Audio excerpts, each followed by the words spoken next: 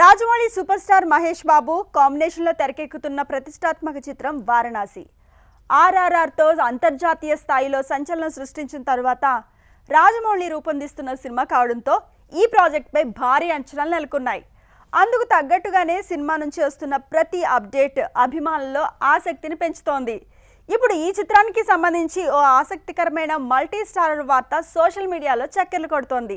మహేష్ బాబు కెరీర్లో 29వ చిత్రంగా రూపొందుతున్న వారణాసిలో గ్లోబల్ స్టార్ ప్రియాంక చోప్రా, మలయాళ స్టార్ పృథ్వీరాజ్ సుకుమారన్ కీలక పాత్రలు పోషిస్తున్నారు. వారణాసి కథలో త్రేతాయుగానికి సంబంధించిన కీలకమైన ఎపిసోడ్ ఉంటుందని, ఆ భాగంలో మహేష్ బాబు శ్రీరాముడి పాత్రలో కనిపించనున్నారని ఇప్పటికే వార్తలొచ్చాయి. ఈ నేపథ్యంలో ఇప్పుడు మరో ఆసక్తికరమైన అంశం తెరపైకి వచ్చింది. శ్రీరాముడి పాత్రలో మహేష్ బాబు కనిపించే ఎపిసోడ్లో హనుమంతుడిగా mega power star Ram Charan నటించనున్నారనే ప్రచారం సినీ వర్గాల్లో జోరుగా సాగుతోంది. మొదట హనుమంతుడి పాత్ర కోసం మరో నటుడి పేరు వినిపించినప్పటికీ ఈ పాత్రకు కావలసిన powerful screen presence, body language దృష్ట్యా రామ్ చరణ్ అయితే మరింత ప్రభావవంతంగా ఉంటుందని రాజమౌళి భావిస్తున్నారనే టాక్ వినిపిస్తోంది. రాజమౌళి రామ్ చరణ్ కాంబినేషన్కి ప్రపంచవ్యాప్తంగా ప్రత్యేకమైన గుర్తింపు ఉంది.